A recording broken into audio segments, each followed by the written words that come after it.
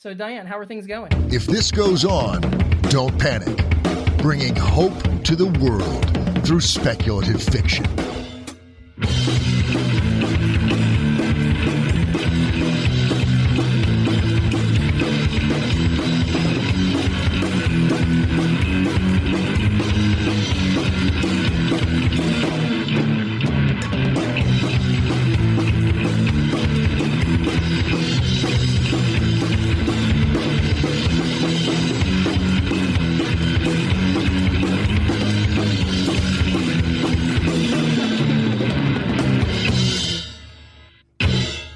Hello and welcome to If This Goes On, Don't Panic. In this episode, we have New York Times bestselling author Martha Wells. So, Diane, how are things going? It's been a busy month. I've been doing my usual Game of Tones thing on Twitch. It's our third year. It's been insane. If you haven't checked it out yet, definitely check it out. We've got this whole storyline that we do along with the game itself, and the game determines the process of the storyline. And holy crap, I have some semi-pro and former pro people who are working with me on film and audio drama. And cool. Damn, guys, like it's a whole new level. Check out my YouTube channel. Awesome.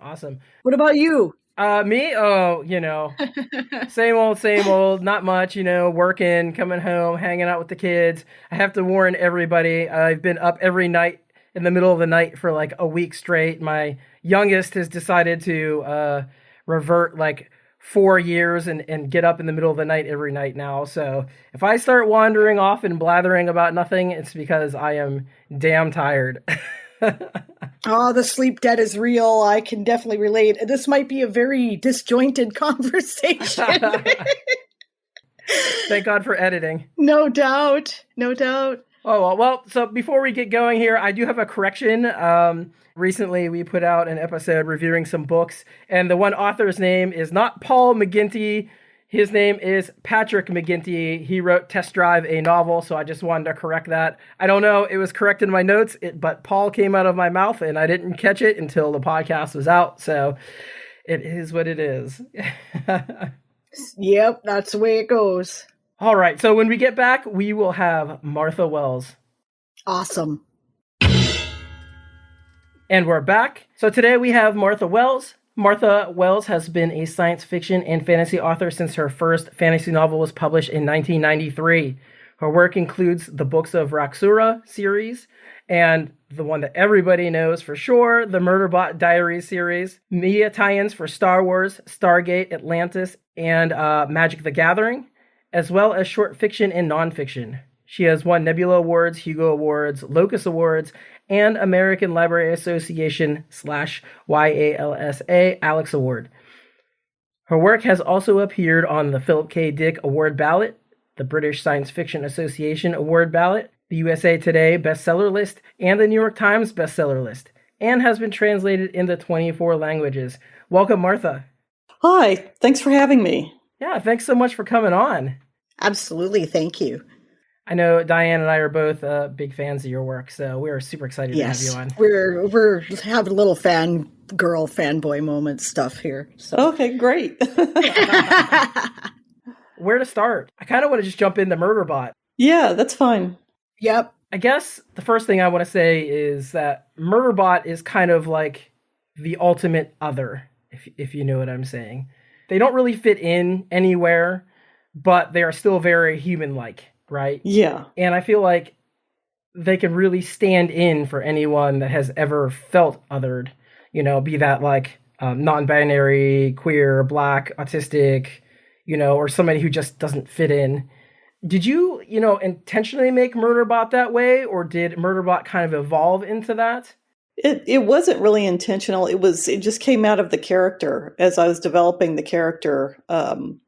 And thinking about the implications of existing like that in that world, that's what came out. Awesome. So you probably get this question all the time. What inspired it? I don't really know. I Valid. yeah, it's always really hard to say where your ideas come from, especially like much later. It's very rare for me to actually be able to pinpoint a moment when I had an idea and what might have sparked it. But I was finishing up the manuscript of the last book in the Books of the Raxera series, and I was just getting a bunch of ideas. And I've always been a science fiction reader. And I'd read Anne Leckie's Ancillary Justice and really loved it. Oh, yes. Yeah. Mhm. And I got the idea, the basic idea, and it was obviously a science fiction idea and not a fantasy idea. And started kind of, well, I'm going to write this idea down, and so I don't forget, because I still had to finish the book I was working on, and ended up with like 5 pages of the scene where Mensa knocks on the cubicle wall and talks to Murderbot for the first time. So it just came out of doing a lot of writing and being really intensely into these books, trying to finish the story. And then, I was thinking about all the other things. Sometimes it's like you've been working on a series or a book for a long time, and you start thinking about all these other things I'd rather be writing now, because it's so much easier to start something new than it is to finish, what you're actually doing. Uh-huh. I feel your pain. I do. So Diane, I'm just. Oh, go ahead. Go ahead, Martha. Sorry. I was just saying, I just don't know where it came from. That's fair. I know for myself, sometimes people, less experienced writers will say, where do you get your ideas? How do you get ideas? I'm like, I take a nap. Yeah. Because generally it comes from seeds of a dream. I don't know otherwise. So that's valid. I get it. Yeah, cool. Well, you read a lot of stuff, and, you read a lot of books, and you watch a lot of TV and movies and everything, and, look at graphic novels and all that kind of stuff. And it just all percolates after a while. And that's where the ideas come from. And it's not one. Yes. For most people, I think it's not one connection. It's all these different connections and all these different things that you take in that eventually produces the ideas. Yeah. That totally makes sense to me. Yeah. Why do you think Murderbot is so relatable? I mean, do you think it's because of that feeling of otherness, or I don't know? I think it's because I put a lot of myself into it, of not exactly my experiences, because I've never been, a partial robot or anything like that, but just feelings of being isolated, being non-neurotypical, all that, which really at the time I was writing it, I didn't quite understand how non-neurotypical I was. I knew I was, but it's like just from people's reaction to it and conversations I've had, it's given me a better idea of how my brain works relative to other people's. Yeah. I just put a lot of stuff in it that was true to me. And I think the more specific you are with that kind of thing when you're writing, the easier it is for people to identify with it, because it's a lot easier to identify with specific elements that are part of the experience you're reading than it is to identify with something that's terribly generic. People think it's the other way around. That's why on TV you have so many sort of generic white guy characters who don't really, they're just, they just like they came out of, a box or something. Right. I think TV's getting away from that a little bit, but it's for a long time that was pretty much it. And I think actually, for a deep feeling of identification, it's easier to do that when people are very specific about their experiences and what makes them different and what they're feeling. Yeah, I think everyone can relate to the quirkiness of those specific characters, because everybody has something weird and quirky about themselves, right? Yeah, very few people fit that generic model. That generic model is sort of human experience is sort of is a myth. Yeah. Yeah. I can totally relate to the neurodivergent thing too. I was just telling Diane right before we started recording that I'm actually being tested for ADHD finally, after years and years of trying to get tested, because they don't make it easy. No. No, they do not. They definitely don't want to acknowledge that with anybody. Yeah. Well, I'm glad you're getting it done. Yeah. Do you find a parallel in Murderbot?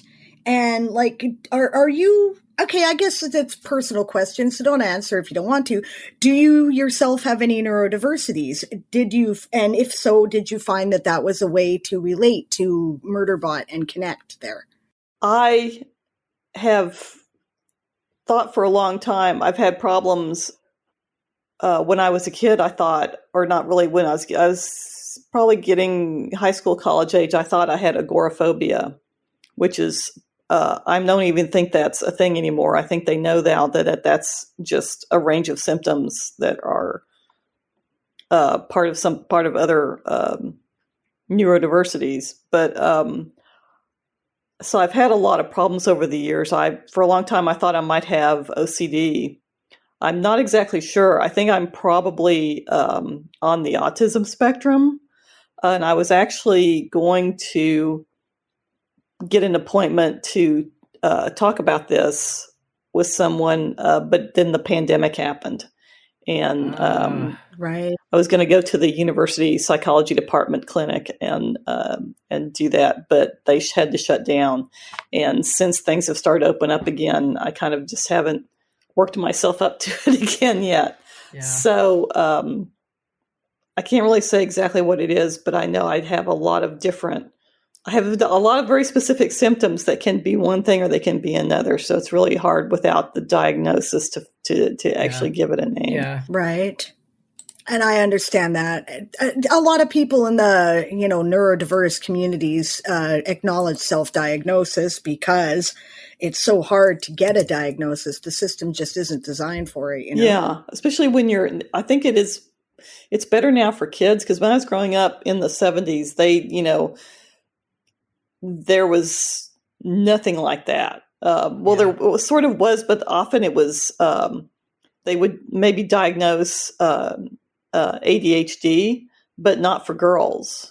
Yes. I'm a child of the 80s, same problem. And I am a classic ADHD person. So yes, I feel you. Cool. Okay. That's something, because as I've been more public about my own neurodiversities, other people have felt more comfortable being public with theirs. And so I happen to have a large community of people who, and the ones who read science fiction, right? They know Murderbot and they connect on that level. So it's kind of cool to know. Yeah. Yeah. Yes. I can relate to so much everything that you all are saying. I mean, not knowing if it's ADHD or anxiety, that was the big thing for me, which I still don't know. Hopefully I'll know soon. And then Martha, I had the same exact issue. I was like all ready to go. And then the pandemic happened, and then I got worse. The pandemic made me so much worse. Yeah. So much worse. The anxiety just through the roof. Yeah. Yeah. And then so I'm coming full circle. And the funny thing is, they'll be like, okay, Alan, so we just want you to call this place when you get home. Well, I'm calling for ADHD, right? I'm never going to remember that shit. Yes, exactly. Oh my God, yes. I have to literally write it on my hand if you want me to, or text my wife to tell me when I get home. You know what I mean? Because it's not going to happen any other way. Yeah, I have a lot of very evolved coping mechanisms, yes. And I've heard that's almost kind of a barrier to being diagnosed, because when they ask you, is this a problem? Well, it's not a problem because you have this very elaborate thing you do that makes it not a problem. Yes. Well, I had a doctor tell me at the beginning of my journey, oh, you're too successful to worry about stuff like that. It's like, you realize what I have to go through to be successful? Like, I have to keep all these notes everywhere for myself. If I don't, I forget something. You know what I mean? Like, like you said, I have these strategies I've developed over time to keep track of my life, Yeah. Well, let's get back to Murderbot. I think one other thing that makes Murderbot really relatable is humor. Murderbot's just funny. You know what I mean? Yeah. I think that's one way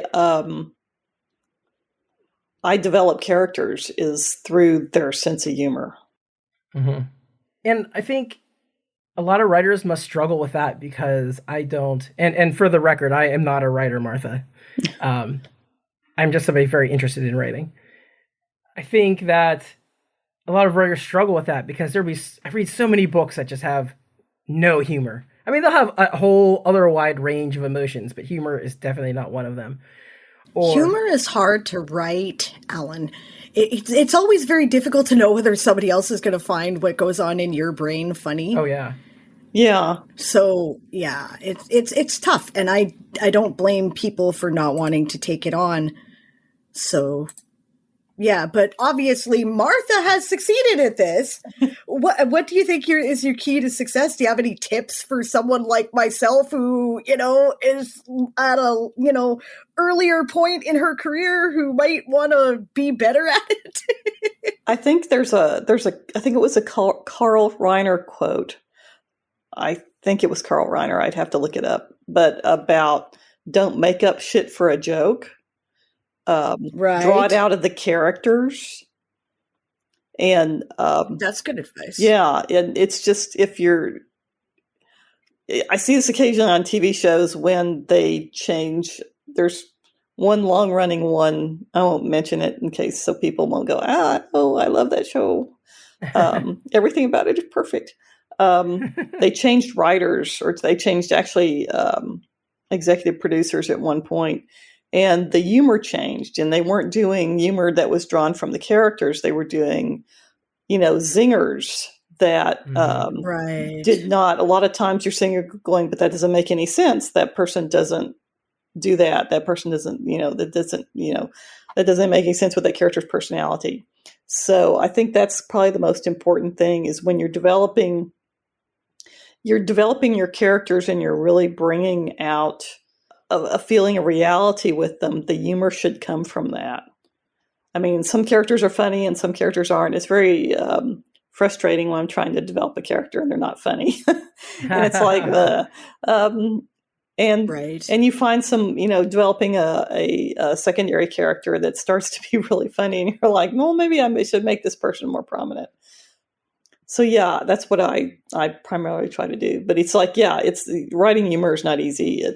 I mostly focus on just writing the plot and just writing the story and the characterization, and let the humor come naturally, or try to let it come naturally. There's the whole thing, dying is easy, comedy is hard. Yeah, that's very true. Yeah. Interesting. I am curious. Now, you mentioned about making secondary characters becoming funny. Was Art one of those characters? Yes. Art was, sometimes I have, just because of the plot, a character, you'll create a character and it will just feel like it comes out of nowhere, and it's just the perfect character, and then that character becomes more prominent. Art was originally, when I started working on Artificial Condition, it takes me a long time to write the Murderbot novellas. Let me start there. The All Systems Red only took about a month to write, but Artificial Condition took 3 to 4 months, and each of the others have taken 3 to 4 months. The novel took like several lifetimes to write. But what I do is I write about, sometimes I think in Artificial Condition's case, I had almost written 15 to 20,000 words of it. And the novellas are only around 33,000, 35,000 words long. So that's like most of it. And then I realized it was not working.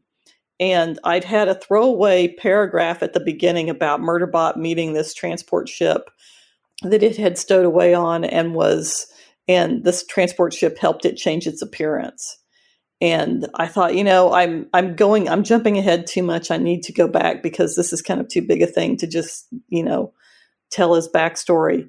So I started back at I threw out all that, or most of that I had written, and started back at the beginning and wrote the scenes where Murderbot actually goes through the station and finds the transport to get onto, and that transport is Art. And then and I started to write that scene, and this character just came out of nowhere and out of the situation and what was happening, and there was Art suddenly. And so Art became basically the second main character of Artificial Condition.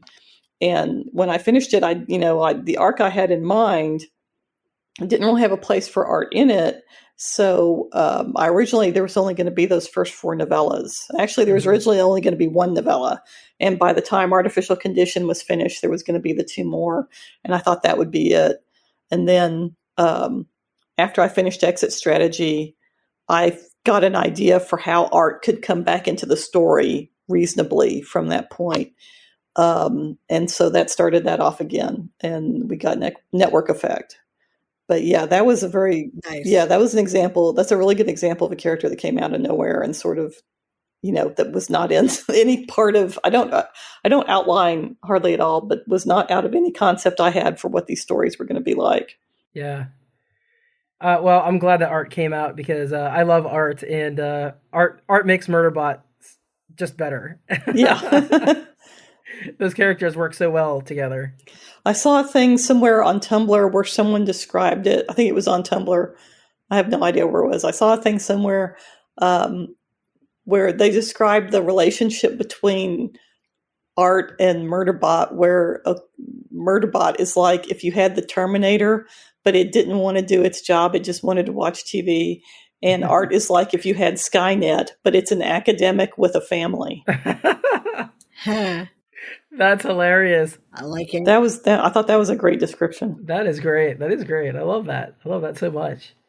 So you say it takes you a while to write Murderbot stories. What's tough about writing Murderbot? Or are you just a slower writer in general?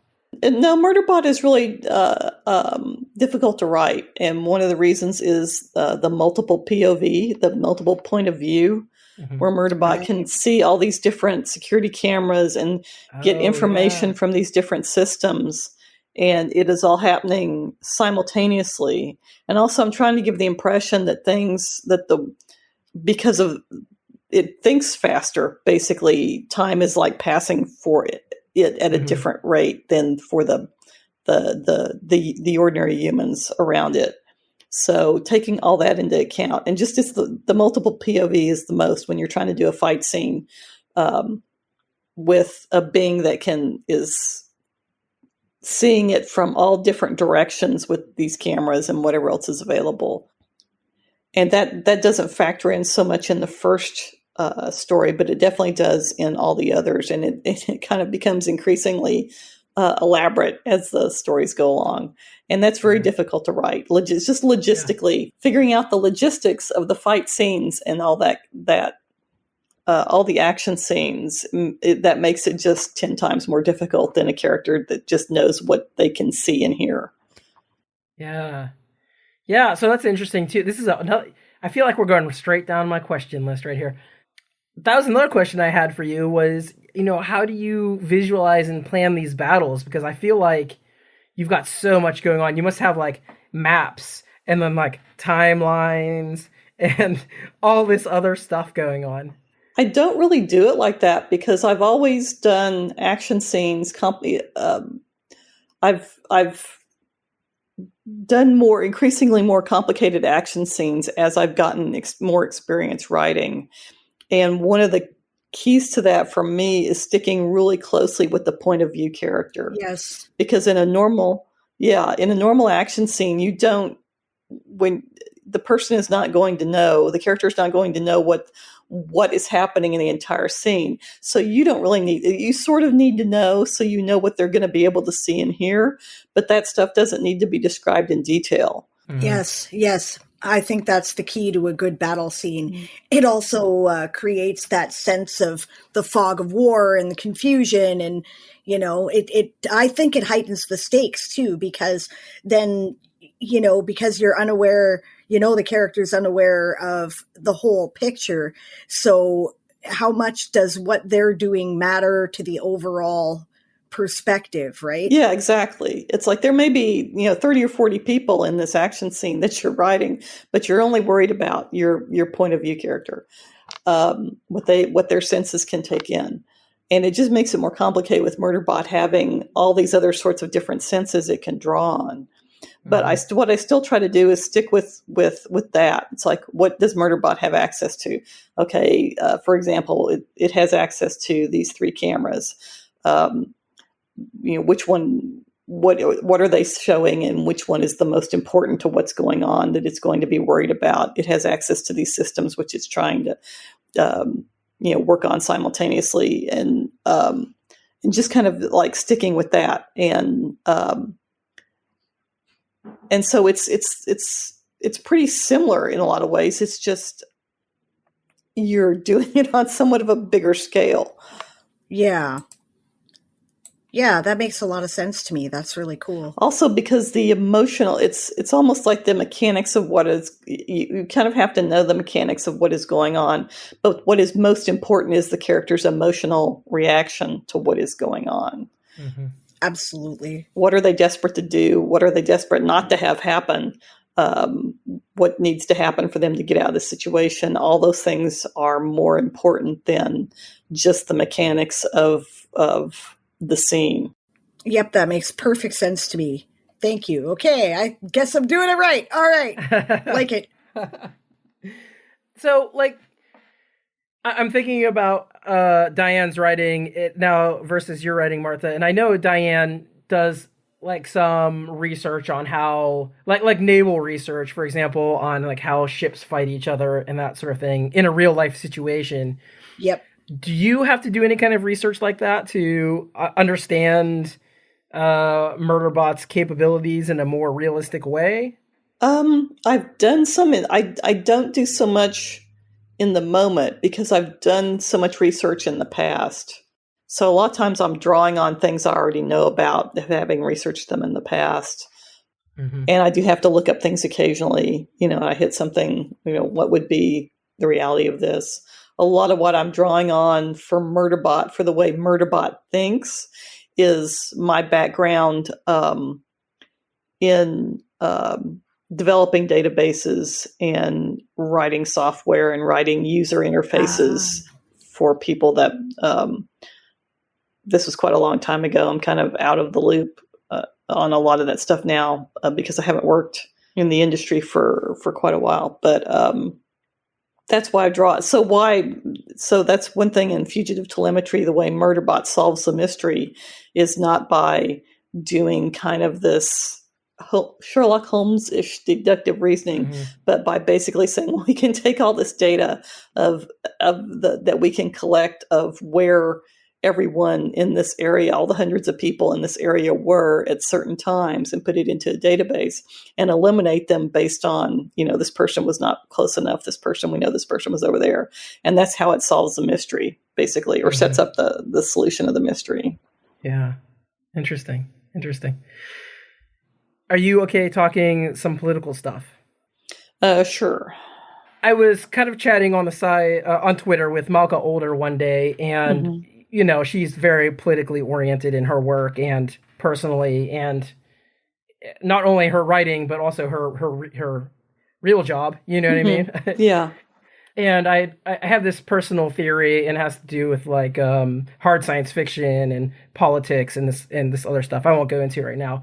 But I mentioned to her if she, knew what authors she thought would fit into that category, because at the time I was thinking of people like Cory Doctorow and her, Malka Older, and I don't know, I had a couple other people on my list, and she's like, oh well, definitely Martha Wells I think would fit into that category.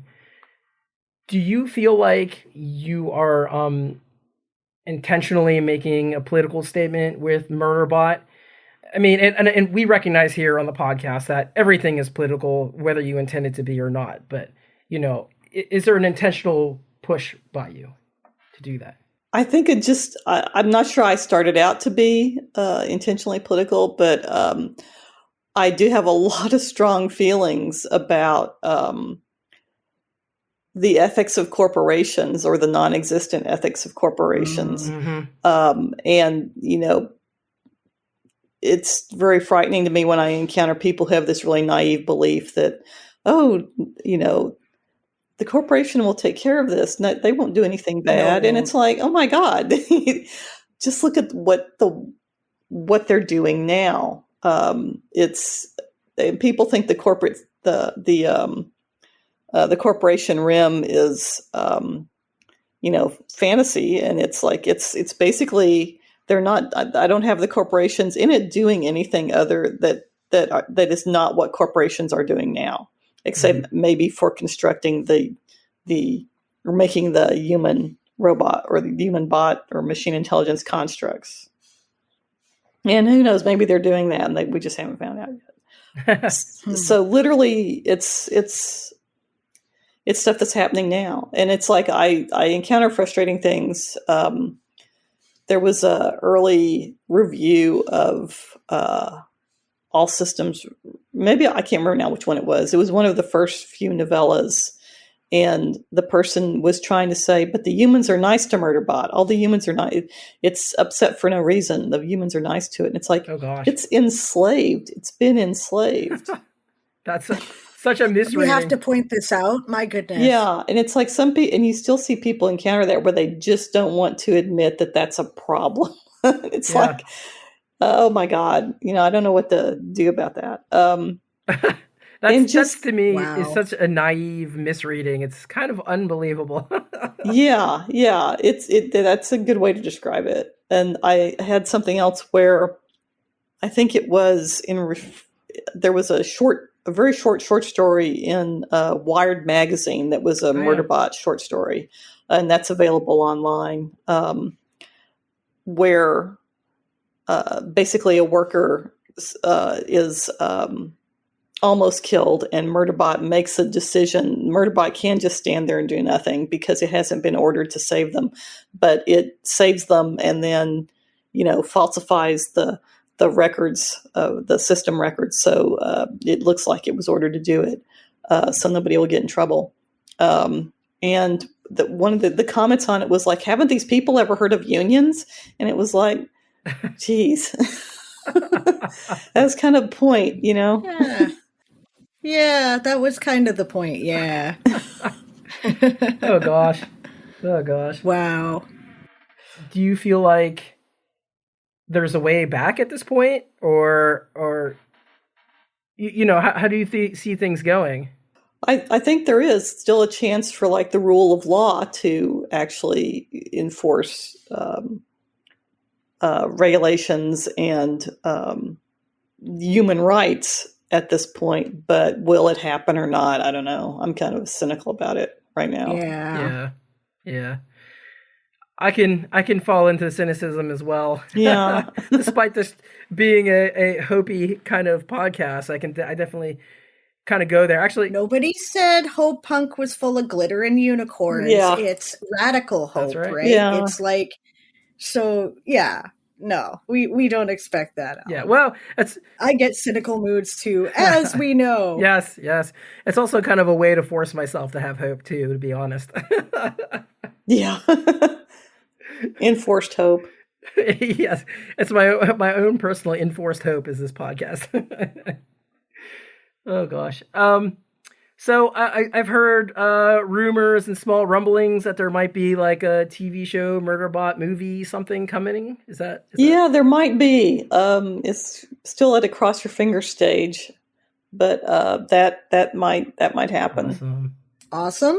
Good luck. I hope it works out for you. Yeah. Oh, thank you. I would definitely like to see Murderbot on TV or big screen. That'd be excellent. That'd be pretty awesome. Hell yeah. I'll be among the first to watch it for sure. Let's move on a little bit. Let's talk about some of the other stuff that you've done here. We've spent almost 40 minutes talking about Murderbot alone, but you have a whole career beside that. Yes.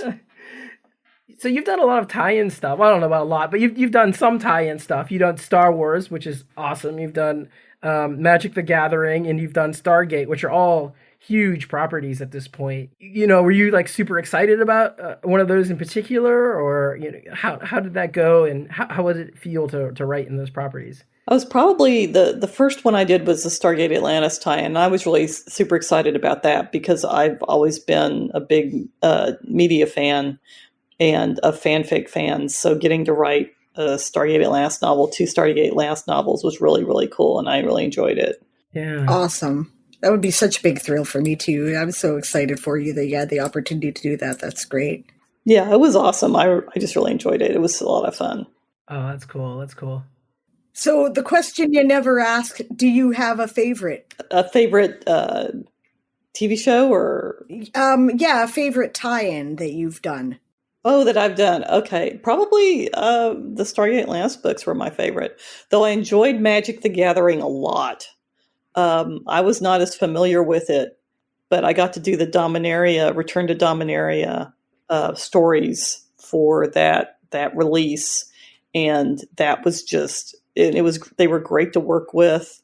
And I was working partly from an outline because it's like years and years of story that you're attaching a piece to, basically. Right. And so I had some of them were outlined of things that had to happen so the next planned segment could, that would support the next planned segment before they started it. And then there was some where it was just, the outline was like one sentence, well, these two characters have to meet each other in this story or something, or we have to get this idea across in this story. And so it was a neat combination of working with, trying to get what I would, get all the things from the outline in there in an entertaining way. And then, and just being able to come up with stuff that would fit into the world and getting to work with other people who were experts in the world building. I really enjoyed that. And just cause I like sometimes to work in groups like that with stories. That's always fun to me. So that was a great experience. Awesome. And I just think Stargate Atlantis was probably my favorite because I was such a big fan of the show. And also I think the humor of that type of humor that they did on the show really played well to my sense of humor. So it worked out really well. Yeah. I'm kind of sensing that Star Wars may have been a little bit stressful for you. Yeah, it was. It's a big deal, and it was very stressful to write. And then, right then, Disney bought Lucasfilm before my book came out. It was part of a set of 3, and James S.A. Corey did the other novel in the set, and I think ours got kind of left behind in the sale. So it was just kind of, oh, this is going to be a really big deal. Oh, no, it's not. So the book's still out there and everything. The book came out and their book came out too. But yeah, it was just a very stressful experience just because of the time that it was happening. Yeah. Interesting. I feel like writing anything in the Star Wars world would just be insanely stressful. It's almost like mythology at this point. You know what I mean? Yeah. Everybody just loves it so much. Interesting. Cool.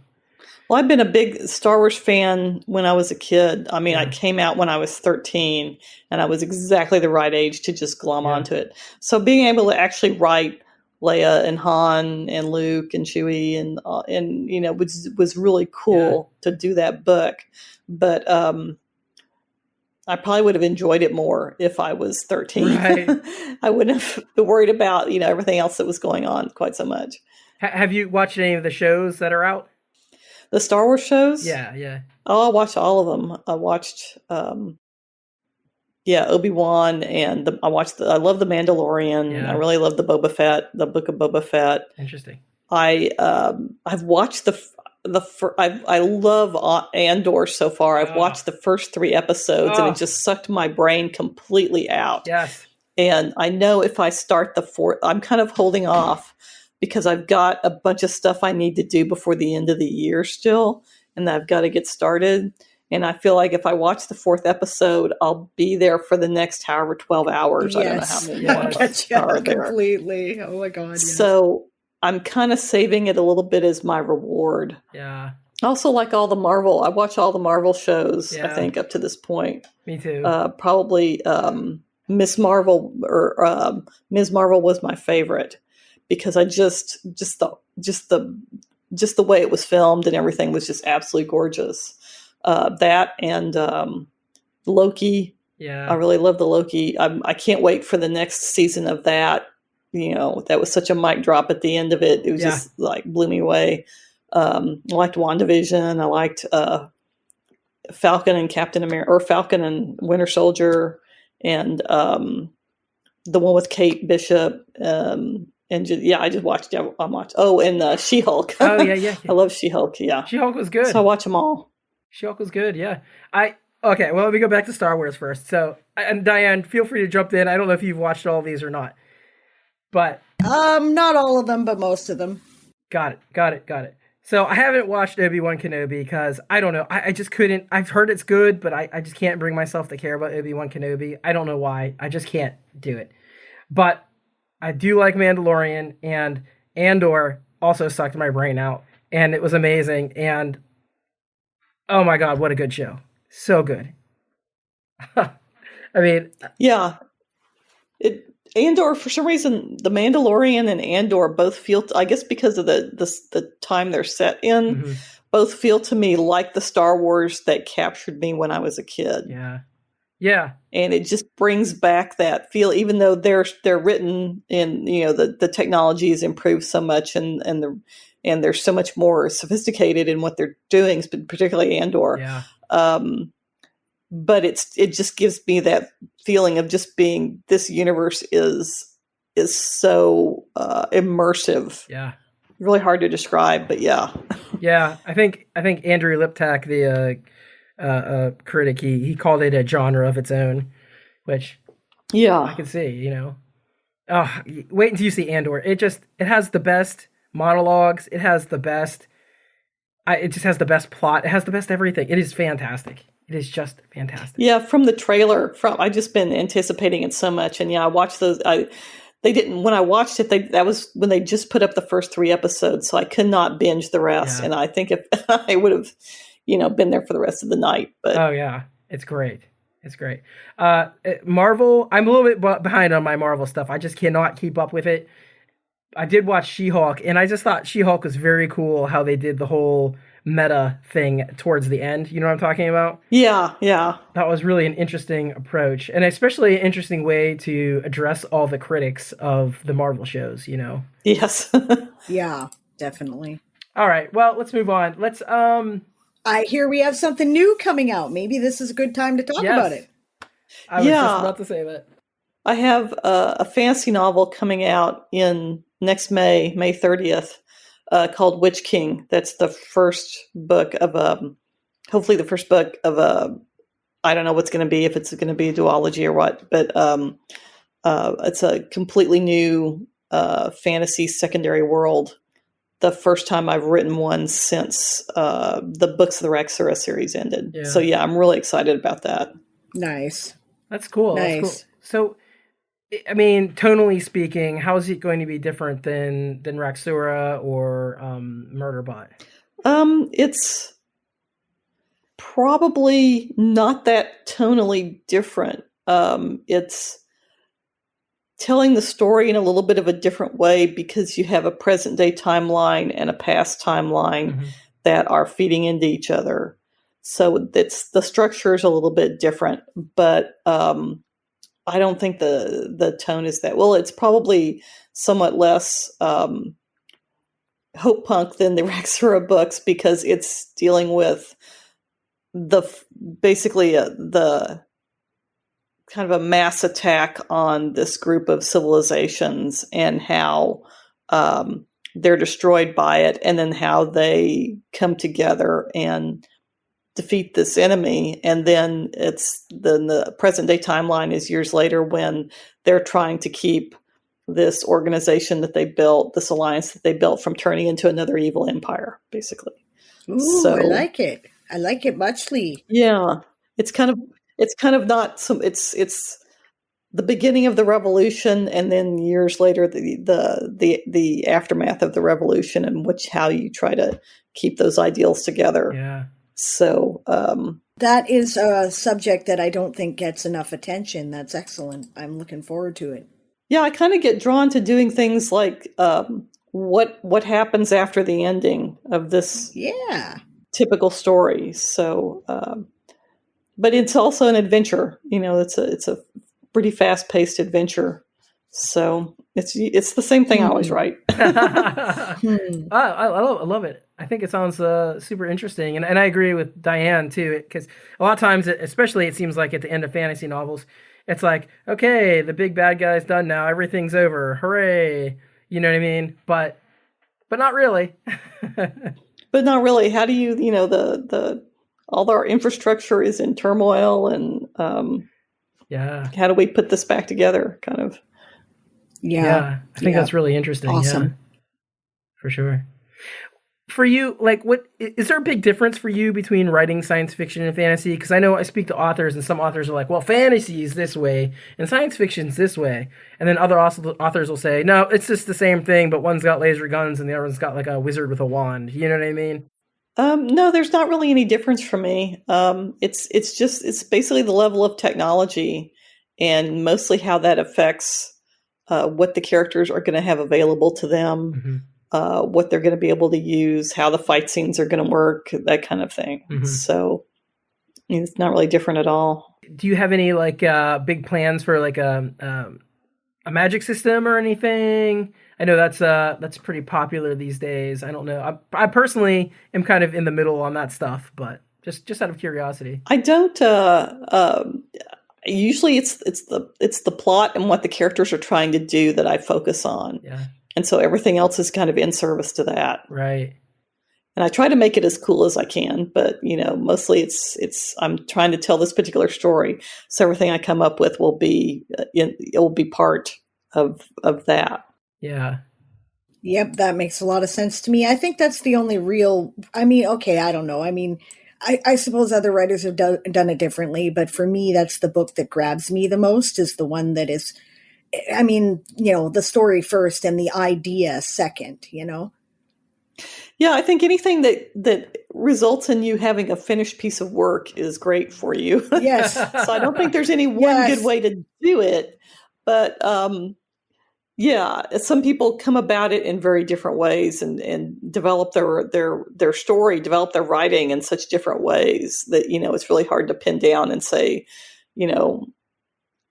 there's two different. Well, there's more than two. There's different types of writing in, like the plotter, the people who outline very carefully and work everything out in advance, and then what they call the pantser, yes, or the gardener Right. kind of writing, where you start with something and then just kind of build. Yeah. Yeah, absolutely. And they're all valid. They're all ways to get the book written. So, yeah. So when can we expect the new book? Oh, May 30th next year. Awesome. And there's also going to be, I just recently finished a new Murderbot novella. Ooh. It's an extra long novella, and I'm not sure yet when it's coming out. I don't know if the publisher has scheduled it yet, because I just turned it in August, and it hasn't gone through any editorial yet that I know of, that haven't revised it or anything yet. Yeah. So Right. that'll be coming up at some point, and it'll take place right after Network Effect. Oh, okay. Awesome. Okay. Because Fugitive Telemetry takes place before, correct? Yes. Okay. Well, I'll be looking forward to that too. That's exciting news as well. So I guess it's about time to wrap this up. So we've got a few questions that we ask everybody. What is giving you hope right now? Oh gosh. I guess the people I see in our local state politics that have been fighting so hard and they're beginning to get results, and they've been so unsung, basically, in the greater scheme of things, in the work they're trying to do, but they keep going on, and they keep trying, and they keep producing. We get a little closer every time. So I think they are giving me hope. Awesome. I love that answer. That is awesome. I'm always enjoying other people's examples of what's giving them hope, because it just gives me personally another place to look. I know we were talking about how I could be cynical earlier on. Sometimes I get myself into these, like, I don't know, Twitter holes where I've read so much Twitter, God, yes. where I'm just like, nothing good can ever happen again. Yes. We're all going to die, Yes. And just hearing other people's responses to this, gives me hope. I love it. So okay, where can people find you? I think most people can find you pretty easy, but I'm going to ask you the question anyway. I'm because of the Twitter collapse that's going on right now. Yeah. I've moved to Mastodon. I'm Martha Wells at Wondering Shop. Okay. And I'm also on Dreamwith, which is the Dreamwith blog. It's linked from my website. My website is marthawells.com, and you can find the links there to my Goodreads and library thing and that kind of stuff. Yeah. Okay. Awesome. Okay. Awesome. Awesome. Yeah. I wasn't even thinking about the Twitter collapse when I asked that question. Yeah. Just thinking everybody knows who Martha Wells is. It's not a big deal. We won't go there. We'll spare all of our listeners because they're all going through it as well. Yes. All right. So you've kind of mentioned some projects that were coming up. We know Witch King is coming up. You said you got a new Murderbot coming up. Mm-hmm. Is there anything else that you would like to mention? Not just right now. Yeah, I didn't really, I just mostly been writing this whole year. I haven't had anything come out this year really, except for reprints, I think. Yeah. Okay. No problem. Not a problem at all. So thank you so much for coming on. We greatly appreciate it. Oh, thank you for having me. I enjoyed it. It was great being here. And that was our chat with Martha Wells. Before we continue on, don't forget to share our podcast with your friends on Facebook or Twitter or Mastodon or wherever you are these days. You could also rate and review us on any podcatcher you listen to us on, or Apple Podcasts, or I don't know, Spotify or wherever. All that stuff is free. So please help us out with those things. If you really love what we're doing and you want to send some money our way, we do have hosting costs and things like that. You can check us out on patreon.com/ifthisgoeson. And we've got a bunch of tiers there. They're kind of in flux right now, but things that are still there are the Patrons Pick. We just did one of those, and we will be having Maurice Brodus on sooner than later, hopefully, if he says yes, anyhow. We also have Kat's School on there. You can get discounts to her school. I don't know. We've got a bunch of other stuff on there, too, so go in and check that out. We also have a Ko-fi account. That's Kofi. You can just search If This Goes On, Don't Panic, and it will come right up.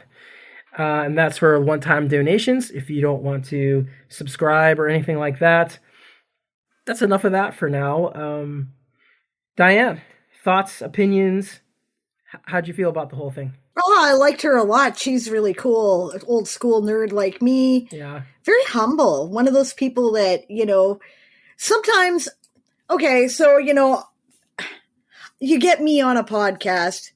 Give me a line, away I go, babble, babble, babble, babble, babble. She was not like that. It's like, oh yes, and here's the details, right? Briefly. So I don't know if that's a sign of humility or shyness, but I liked it. I thought it was very endearing. Yeah. Kind of cool. Yeah, you said a bunch of stuff that I want to hit on there. Yeah, definitely old school nerd like myself as well. You know what I mean?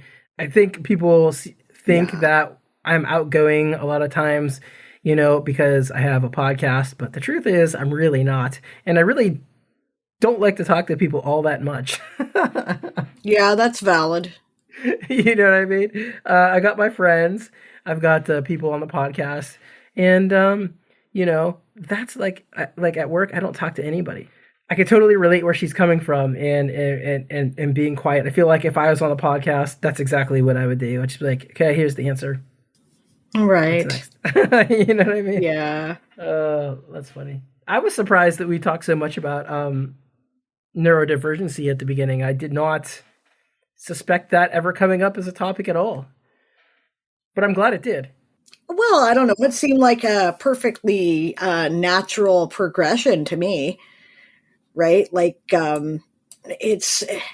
I personally, well, I guess it's because of my own ADHD, right? And the people that I know in my circle, we really kind of see a little bit of ourselves in Murderbot's frustration and confusion with humanity, So I liked it. I think a lot of people probably identify with that. Yeah, absolutely. I mean, Murderbot took off so fast. And this kind of brings me back to something else I wanted to mention. she was a writer for a long time before Murderbot came around, you know? And Yes. I know Raxura was popular, but it was nowhere near the popularity of Murderbot. Yes. And I mean, that's the story, isn't it? Right? Like, so many writers, you know, quote unquote, overnight success. No, this is a person who's been slugging along for years and somebody finally noticed them, you know? Yeah, for like And it's not like Martha Wells didn't do an amazing amount of material before Murderbot. You know, she's paid her dues. She's done her work here, you know? Oh yeah, I don't even there's tons of Raxura novels, and there's whole collections of short stories from that world as well. Yep. So I think a lot of her humbleness probably comes from that too, kind of just blowing up all of a sudden, you know? Yeah, I mean, I guess it's hard when you've been in the trenches to get a fat head when something actually takes off. Right. And good for her. She's probably like, about time. Damn. Yeah, no doubt. We all are, right? When you know, that's what we're all waiting for. That's what we're all hoping for. Absolutely. And I gotta give a shout out. We have a lot of new listeners. We've been getting a lot of big numbers lately. So shout out to all of our new listeners who are on here, and of course all of our old listeners as well who have kept us going along this whole time.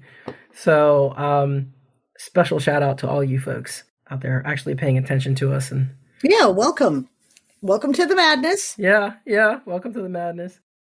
So what are you reading? You know, I just finished a novel that I really enjoyed.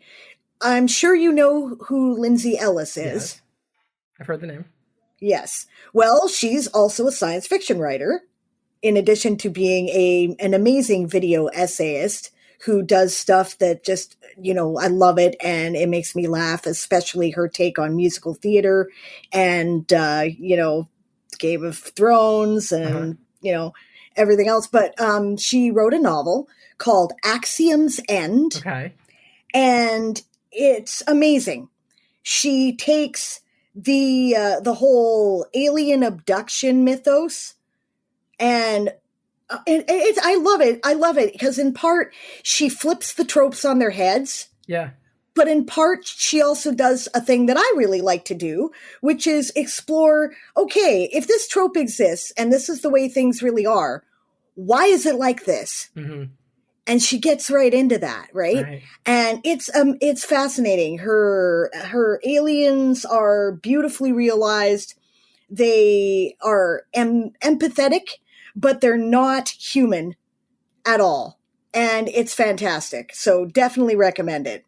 Axiom's End is what it's called. Like, it's hard to do an empathetic alien who is not like a human, you know? Yeah, exactly. Right. It's all this awesome in a bag of chips. It's great. Fantastic. Let's see, what am I reading right now? Okay, so I am reading Turning of the Seasons, A Dark Almanac by J.S. Brukelar. I hope I'm pronouncing their name correctly. And Seb Dubinsky. So I'm a Seb Dubinsky fan.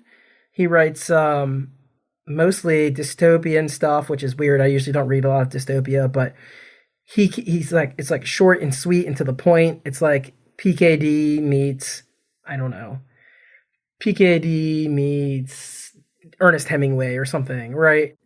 Right. But this one in particular is horror themed, and it's set up kind of like an almanac, and there's different seasons, and all the stories are pretty short, and there's like poetry mixed into it. So it's pretty interesting. I'll be doing a review on it eventually. But that's what I've been reading right now. For me, you know, between like the middle of September through the end of December is like time to read scary stuff. You know what I mean? Yeah, sure. I try to get most of my scary reading in those months, so I can go back to the usual science fiction and fantasy stuff that we work on here, you know. But it's really good so far. It's you know, it's totally different than anything I've ever read before. It's interesting. It's kind of like a collection that's like loosely thematic with two authors writing it. Right. Fascinating. That sounds great. Yeah. That's cool. It's cool. Anything else going on? Winding down from Game of Tomes, working on World Ember, which is a world building thing that World Anvil does every year. It's basically like NaNoWriMo, but the challenge is much less, right? 10,000 words of world building. I usually don't have any difficulty achieving a nano's worth of work, but I do take it as a time to do active world building articles for my different books and projects that I have going.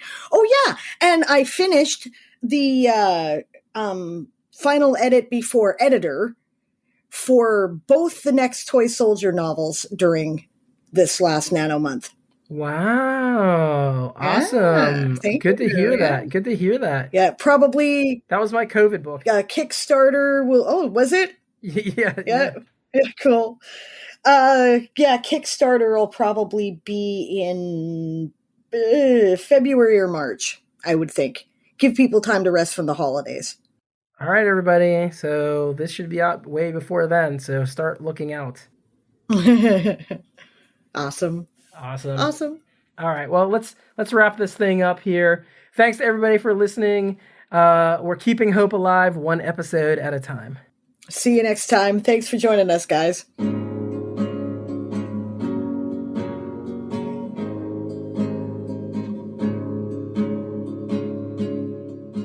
If This Goes On, Don't Panic is edited and produced by Alan Bailey. Our theme music is by Father Flamethrower. Additional music is by Christopher Snydrowski and outro music by Sable Aradia. Intro by Dave Robinson. A special thanks to our guest, Martha Wells, and shout out to Troyce. Thanks for supporting us, and we'll see you again soon.